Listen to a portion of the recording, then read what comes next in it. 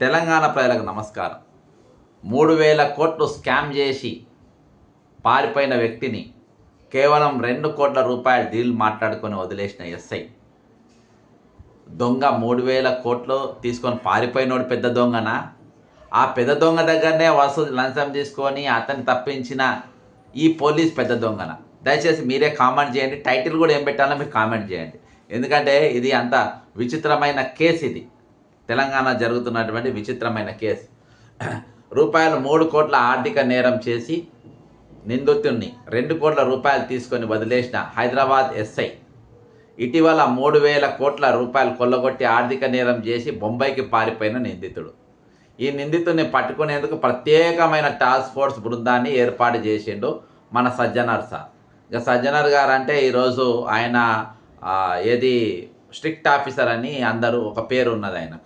Strict ఆఫీసరో కాదో నాకు తెలియదు, కానీ స్ట్రిక్ట్ ఆఫీసర్ అని ఉంది. ముంబైలో అరెస్ట్ చేసి హైదరాబాద్కు తీసుకొస్తుండగా నిందితుల నుండి 2 కోట్ల డీల్ చేసుకున్నట్ట ఈఎస్ఐ. మరి ఈఎస్ఐ ఎవరు? ఇంత ఇంత ఇంత కళాకారుడు, ఇంత పెద్ద కళాకారుడు మన పోలీస్ రంగంలో ఎవరున్నారు? ఇటీవల చాలామంది చాలా అంటే సీరియస్గా పనిచేసేటటువంటి ఎస్ఐలను చూసినాం, డ్యూటీ కోసం తన ప్రాణాలు ఇచ్చేటోళ్ళని చూసినాం, ప్రాణ త్యాగాలు చేసేటోళ్ళని చూసినాం, అమరవీరులను చూసినాం, వాళ్ళతో చేస్తున్నప్పుడు చూసినాం. నేను ఆ ప్రాణం కోల్పోయిన వాళ్ళందరూ కూడా బుద్ధిమంతులు అని అన్న, కానీ మంచోళ్ళు డ్యూటీ కోసం ప్రాణం ఇచ్చిన వాళ్ళని మాత్రం నేను అంట. ఈయన ఏం చేసిందంటే, ఇక ఈయన పేరు శ్రీకాంత్. ఈయన వచ్చి పక్కన ఫోటో కూడా డిస్ప్లే చేస్తున్నా.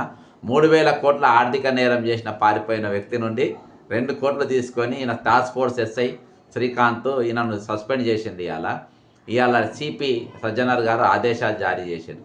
మరి నేరస్తులు ముంబైలో అరెస్ట్ చేసి హైదరాబాద్ తీసుకొస్తుండగా ఆయనను నువ్వు పారిపోమని చెప్పిండు. ఎట్లా పారిపోయిండు? మధ్యలో ఈయన ఒక జీబ్లో కూర్చుండు, ఆయన ఒక జీబ్లో కూర్చుండు. వాళ్ళను తక్కిన వచ్చిన పోలీసు వాళ్ళు మీరు ముందుకు పోండి, నేను పట్టుకొని వస్తాయి, తప్పిపోతాడు, మీరైతే మిమ్మల్ని అయితే కొట్టి ఉరికిపోతారు, నేనైతే ఈసంటూనే 10 మంది వచ్చిన వాళ్ళని కొట్టి నేను కాపాడుతా, మీరు వెళ్ళిపోండి అని చెప్పి ముందు పంపించి మొత్తం ఒక లెక్క చొప్పున ఒక పద్ధతి ప్రకారము వాళ్ళతోని చర్చలు జరుపుకొని ఈరోజు వాళ్ళను తప్పించిన పరిస్థితి.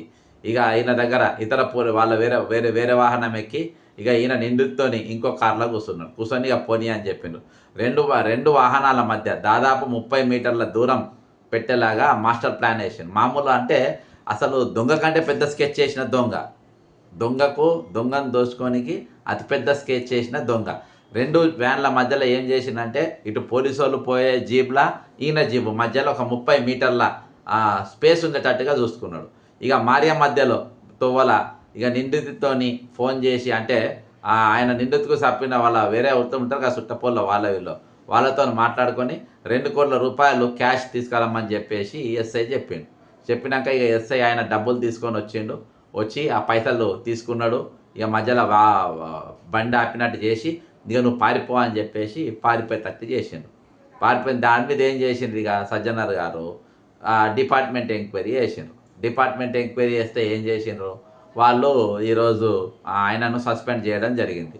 ఈ ఎస్ఐ 2020 బ్యాచ్కు సంబంధించిన వ్యక్తి, అంటే నౌకరెక్కి కరెక్ట్గా 5 సంవత్సరాలు అవుతుంది. ఇక హోంమంత్రిగా ఉన్నటువంటి రేవంత్ రెడ్డి గారు ఇప్పుడు ఈయన 2 కోట్లు తీసుకొని 3,000 కోట్లు ఎగ్గొట్టమని పారిపోయిన డిపార్ట్మెంట్ ఎంక్వైరీ పెట్టి పట్టుకొని వచ్చిండ్రు. అసలు దీనిపైన పూర్తి వివరాలు ఇంటేనా, సస్పెండ్ చేసే వరకైనా శ్రీకాంత్ ఇంకా దీనికి ఏమైనా ఉందా అనేది ఖచ్చితంగా కాలమే దీనికి సమాధానం చెప్పాలి. ఎందుకంటే ఈరోజు కానిస్టేబుల్ 30 మీటర్ల ఉండి ఒక 3,000 కోట్ల నేరస్తుని అరెస్ట్ చేయమని ఒక ఎస్ఐని మాత్రమే ఎట్లా పంపుతారు? కనీసం 3-4 ఎస్ఐలు ఒక ఈయనను, ఎందుకంటే ఇటీవల ఒక సంఘటన జరిగింది, మనం చూసినాం. నిజామాబాద్లో ప్రమోద్ అనే సిసిఎస్ కానిస్టేబుల్, ఇంకో కానిస్టేబుల్ ఇద్దరే ఒక రౌడీ షీటర్ను అరెస్ట్ చేయడానికి ఇద్దరే పోయినరు. పోతే వాళ్ళు అందులో ఒకరిని చంపేసారు. మరి అది జరిగి కనీసం వారం కూడా కాలే. మరి మొన్న బొంబాయికి పోయి పట్టుకొచ్చేటప్పుడు మరి ఈయనను ఒక్కరిని ఎట్లా ఆయనని చంపి పారిపోతే పరిస్థితి ఏంది? కాబట్టి ఒక ఎస్ఐని కేవలం ఒక జీబ్లో మాత్రమే ఎట్లా పంపుతారు?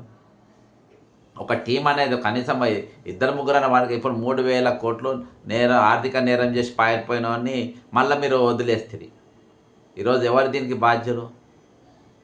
అంటే ఈరోజు బరబ్బర్ ఒక టీంను ఇంతమంది టీంను 3,000 కోట్లు అంటే కనీసం 30 మంది పోలీసులన్నా పోవాలి. 30 మంది కాకుండా కనీసం 10, 20 మందన్నా పోవాలి. మొన్న 60,000 కోట్ల విలువైన డ్రగ్స్ను పోలీసోళ్ళు, మహారాష్ట్ర పోలీసోళ్ళు ఎట్లా పగడ్బందీగా ఎట్లా ట్రాప్ చేసి ఒక్కడని తప్పించకపోయినా అందులో అందరినీ లైన్లో నిలబెట్టారు. మరి మనోళ్ళు ఏ విధంగా డ్యూటీ చేస్తున్నారో చాలా స్పష్టంగా కనబడుతుంది. ఏది ఏమైనప్పటికీ ఈరోజు దొరికిండ్రు ఇసోంటి ఎస్ఐలు ఎన్ని స్టేషన్లలో ఎంతెంత మంది ఉన్నారు. ఈరోజు చాలా రఫ్గా మాట్లాడుతూ పోలీసు వాళ్ళు ఏది పోయిన ఫ్రెండ్లీ పోలీస్ అంటారు, లోపలికి పోతే రఫ్గా మాట్లాడతారు, రాజు నీ సంగతి చెప్తా అంటారు. అంటే ఇష్టం వచ్చినట్టుగా వ్యవహరిస్తారు. ఇక కొంతమంది ఎస్ఐ అయితే గుడ్లలో, గోపురాలలో, చర్చిలల్లో ఈ ఏడ పడితే ఆడ మామూలు మాట్లాడుకొని తీసుకొని అక్రమాలకు సద్దులు కట్టే కూడా నడుస్తున్నాయి. ఇక్కడ నడుస్తుంది ప్రస్తుతం ఇక్కడ ఆర్టీసీ క్రాస్ రోడ్లో కూడా అదే దుకాణం నడుస్తుంది. కాబట్టి పోలీసులు వాళ్ళ డ్యూటీ వాళ్ళు బరాబర్ చేసుకున్న రోజు రూల్ ప్రకారం చేసి మీకు గౌరవం ఉంటుంది.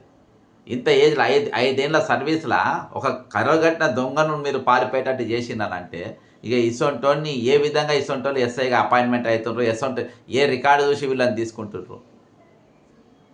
కాబట్టి గతంలో ఉన్న వీళ్ళందరి చరిత్ర చాలామంది ఎస్ఐలకు, సిఐలకు పోస్టింగ్లు ఇచ్చేటప్పుడు వాళ్ళ చరిత్ర కూడా చూడాల్సిన అవసరం డిపార్ట్మెంట్ పైన ఉంది.